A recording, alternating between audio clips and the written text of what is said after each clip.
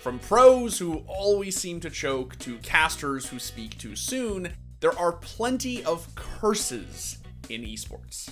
But I think that it's about time that we addressed the most ominous of all, and that, of course, is cursed vibes. I want everyone to get hyped, get involved, and sing along with me. Bee woo woo, boo dee doo, boo doo doo. Hard to define, but easy to spot, a cursed moment can happen in an instant, or unfold over time. As long as it leaves you feeling confused and slightly unwell, it's cursed.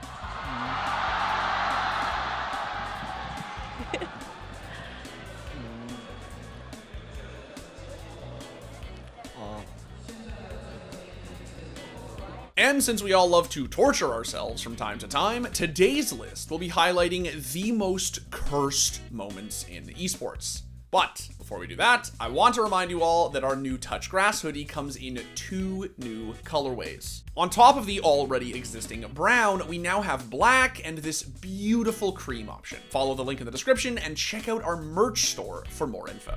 Now let's butcher these vibes and discuss the most cursed moments in esports.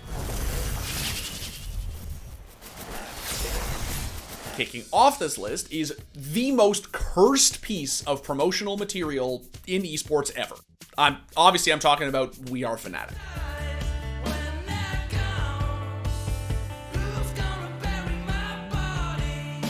Things like jersey reveals, roster announcements, and hype videos are just part of being a professional gamer signed to a big org.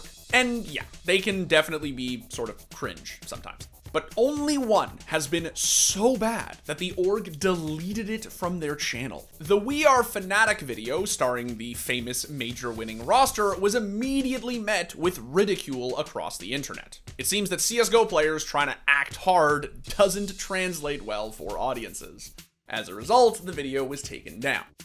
And I'll be honest, if I was one of those players, I'd probably be pretty okay with that. But since this is the internet and things last forever, the video has of course been re-uploaded. And you can watch it whenever you want and torture yourself. Getting ready to play Look, look. It looks like...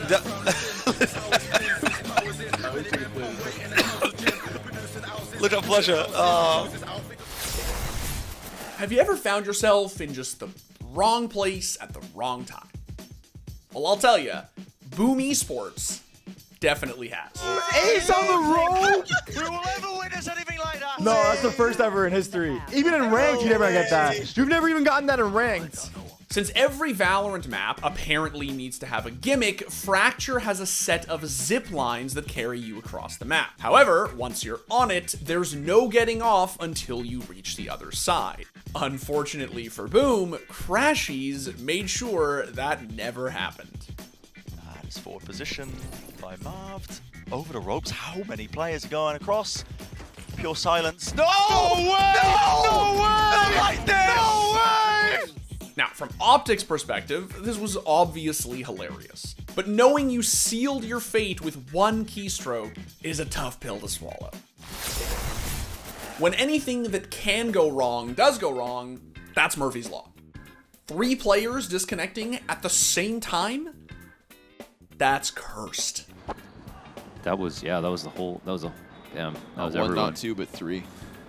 Oof, well, of course, the rules are round was live and damage was taken, so there's no way to restart that. Imagine you're at the Rio Major. Your team is off to a pretty rough start against a frustrating roster, but you finally get into a good spot to pick up your first round. Now imagine you all just randomly disconnect. Roy locks into the long corner, crossfire with Nikadaz. It's 2 towards Fan, and Roy just crashed. Mezzi also out, and Nikadaz is out too. all 3 players. Oh my god, they're just running by him. They literally don't even see. Oh, Jesus. Okay. Oh, damn it. Oh, Jesus. Dropping out of the round due to technical issues is frustrating, but going on to lose the game 16-1, yeah, cursed. Crims has to find 3 kills, and he just gets blindsided, tries to turn it, and Outsiders, in an even more embarrassing fashion, pick up the follow-up. Speaking of things that are outside of the player's control, nothing says down bad like losing a tournament over a production error. It sounds like we're having some observer issues. That's one of the issues we're having right now. That's why the map is just kind of sitting here on the screen. Apologies for that, guys. We're trying to get it sorted the best we can. And meanwhile, I can hear some engagement happening in the background. Game still not paused yet. Both teams fighting. We've got Sonya jumping probably somewhere, landing some spear. And the Seismic Slam. Oh, actually, no. She's going to be okay. Oh, we're back in this game. The mouse is working. Yes, we're back in. Oh, and we're paused. During the semifinals of the 2015 HWC Heroes of the Storm tournament, Cognitive had Cloud9 on the ropes. But just as they were looking to end things, the game paused twice following a message in the chat reading 3-2-3. The pause then continued for a few minutes until, finally, the game resumed. Now, as you can imagine, Cog lost all momentum. C9 used that time to reset, strategize, and they eventually won that match. We got Hydrate, they're Super Saiyan mode, and slamming away at the core dropping 20%.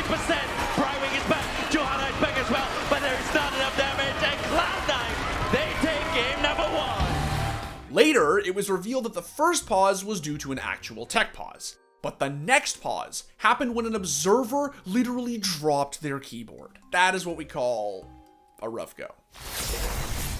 They say that confidence is key. But when that confidence is completely unwarranted, it can be really uncomfortable. No one, bitch. What if I told you that once upon a time there was an esports reality show called, wait for it, Gamers with a Z? A group of up-and-coming Nordic CSGO players would live together and compete for a chance to win a contract with Fnatic's academy team. And let me just say, this entire show is a goldmine. To be honest, I don't know what they thought that pro gamers do, but obviously it's a bad thing to smoke before you're physical. If you're a pro gamer or if you do any other sport. I'm like, what the f*** are you guys thinking? Are you so stupid? But nothing could prepare us for this interview with a player named HNS. Which one of the other players on the other team would you say are your biggest competition in this game? No one, bitch. Well, you have lost 3 matches in a row, so that kind of makes you the underdogs in this game, right? Yeah, we were only like warming up until now. So yeah, this is the day we will show our potential. His arrogance, her devastating clapback, the whole thing is just demonic. Up next is a time that we all wish we could wipe from our memories. And that is Shaz finding out that he was dropped from Sentinels live on stream. Well, guys, looks like an article just went out. You want to know the best part? I just found out with you guys. At one point, Sentinels were on top of the Valorant world. Valorant was the hottest game, Sentinels were the best team, and Shaz was their heart and soul. But eventually, everything came crashing down. And there are only 3 players, make that 2, standing between the guard and a 13-1 win on Icebox and a 2-0 sweep of Sentinels in the opening round of this playoff tournament. And as quickly as it started, it ended. I want to say in the last 4 or 5 rounds of the series, Ender, there were prime gaming, but there were flawless rounds, right? It was that bad. Look, we all knew something was coming and that it was certainly possible that Shaz would be let go, but to find out live on stream in front of your fans from an article, that's just devastating. 3 years on a team and I find out like this. Hell yeah. Next up on our list is a series of very unfortunate missteps initiated by none other than CSGO's greatest player. Simple is an esports talent like no other. The things that he can pull off in a CSGO server are at times otherworldly. Nasty stuff, but Simple's gonna get himself. Oh! That is something special. But at the same time, no one's perfect. Even the greats make mistakes sometimes.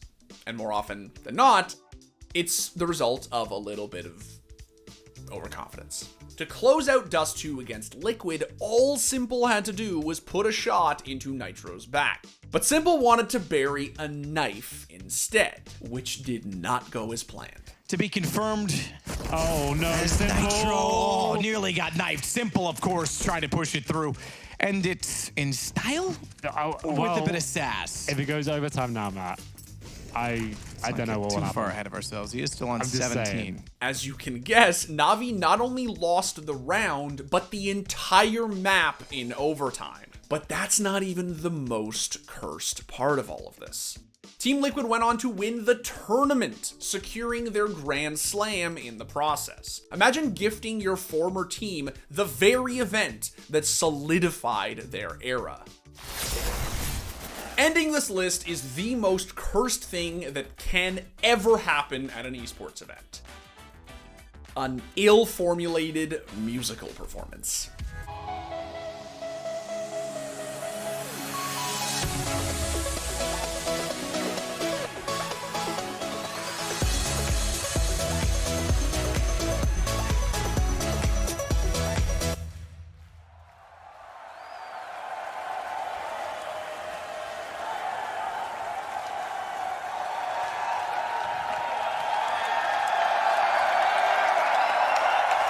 Something about musical acts and esports just don't mesh well.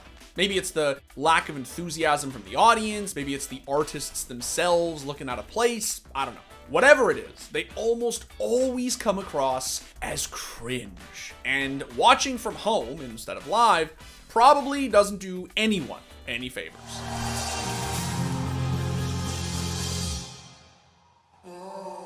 From start to the finish, I'm in it.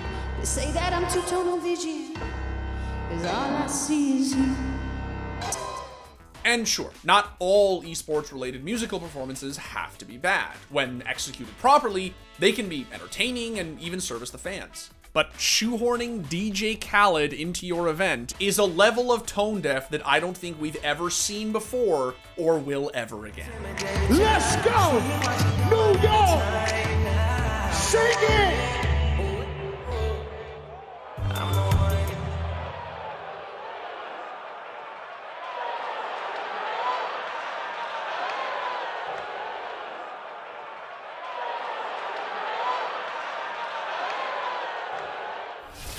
Well, that's the end of our list. But between you and me, this one could have gone on a lot longer. I don't know what it is about esports, but it just really lends itself to awful vibes sometimes. Be sure to let us know in the comments what your favorite cursed moments are in esports and what we missed, should have included, etc. See you next time. Thanks for watching. If you want more content like this, hit the sub button and ring the notification bell. For unique bite-sized videos you won't find anywhere else, hit us up on our Twitter, Instagram, Facebook, and TikTok.